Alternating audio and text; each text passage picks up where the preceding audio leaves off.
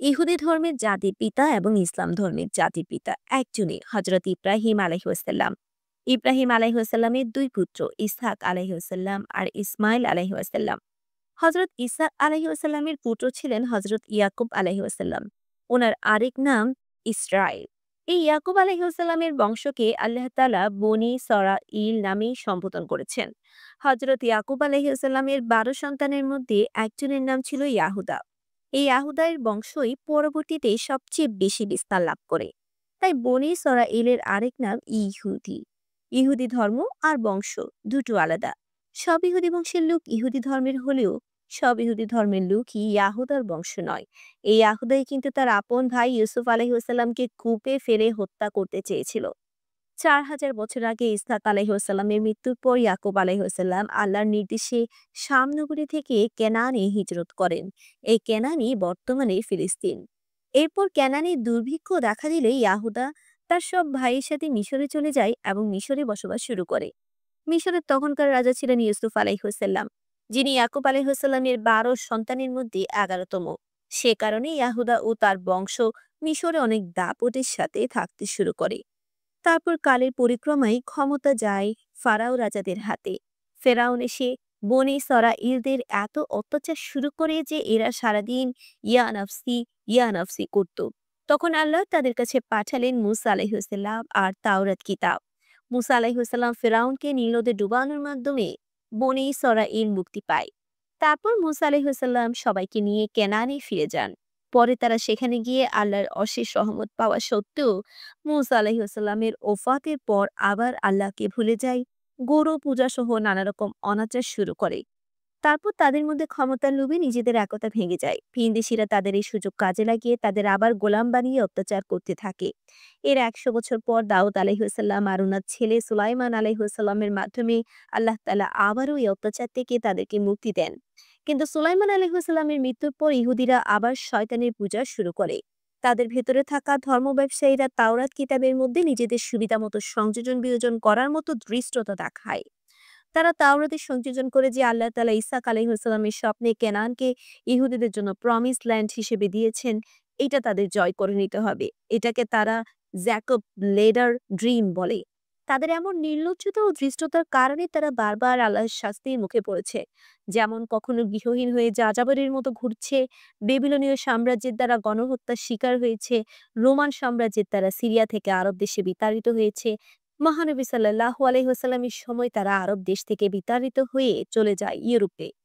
আর ওমর রাদিয়াল্লাহু তাআলা আনহু ফিলিস্তিন ও আল আকসা বিজয় করেন। আজ ইসরায়েলের এত ঘনিষ্ঠ বন্ধু ইউরোপও তখন তাদেরকে আশ্রয় দেয়নি। বনি ইসরায়েলের এমন পরিণতির কারণ আল্লাহ তাআলা এর শাস্তির পাশাপাশি তাদের ব্যবহার। তখনকার লোকদের ভাষ্যমতে তারা অত্যন্ত ধূর্ত প্রকৃতির মানুষ ছিল। তাদেরকে যে জায়গায় আশ্রয় দেওয়া হতো সেই জায়গাতে তারা তাদের প্রতিবেশীর জমি দখল করত। ইহুদিরা বেশিরভাগ ব্যবসায়ী ছিল আর তাদের ব্যবসা অন্যদের থেকে কৌশলগতভাবে আলাদা ছিল, যার কারণে যাযাবরের মতো ঘুরলেও তাদের অর্থ সম্পদ ভালোই ছিল। সেই অর্থ সম্পদের দাপট দেখিয়ে তারা সেই সব এলাকার স্থানীয় লোকদের উপরই ছড়ি ঘুরাতো। তাই তারা সেই সব এলাকার রাজা ও বাসিন্দাদের দ্বারা বারবার বিতাড়িত হতো। বিভিন্ন ঘাত প্রতিঘাত সহ্য করার পর তারা একসময় বুঝতে পারে যে যে কোনো সমাজকে নিজেদের নিয়ন্ত্রণে রাখতে গেলে শিক্ষা ও অর্থের বিকল্প নেই। তাই তারা শিক্ষা অর্জন ও অর্থ উপার্জনের উপর গুরুত্ব দেয়। তারা বিশ্বাস করে ক্যানান তাদের সেজন্য সৃষ্টিকর্তা কর্তৃক বরাদ্দকৃত ভূমি।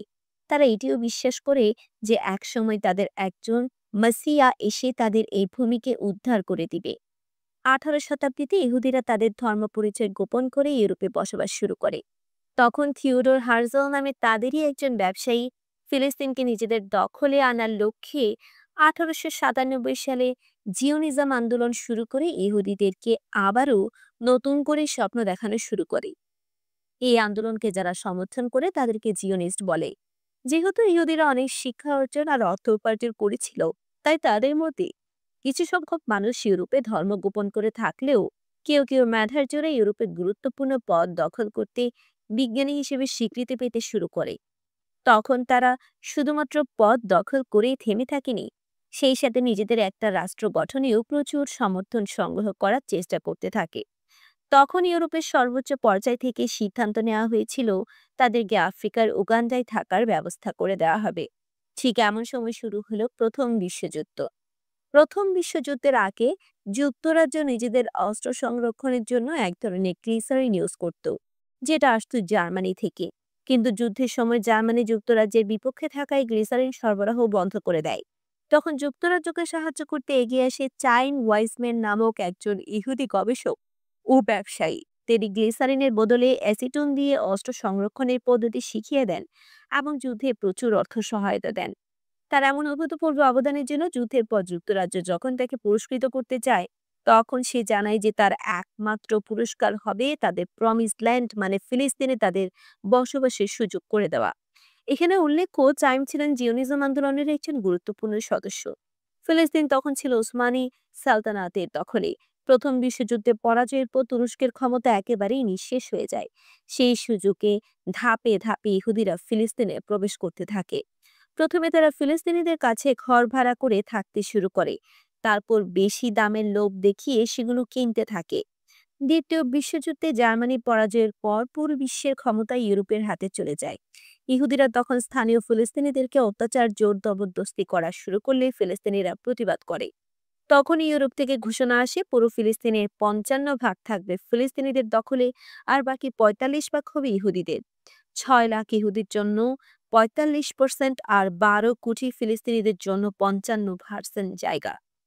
জাতিসংঘ থেকে স্বীকৃতি পাওয়ার পর ইহুদিরা ইসরায়েল রাষ্ট্র প্রতিষ্ঠা করে। নবগঠিত এই রাষ্ট্রের প্রেসিডেন্ট হয় চাইম ওয়াইসম্যান। ইসরায়েল রাষ্ট্র গঠন হওয়ার ঠিক 6 মিনিটের মধ্যে আমেরিকা তাদেরকে স্বীকৃতি দেয়।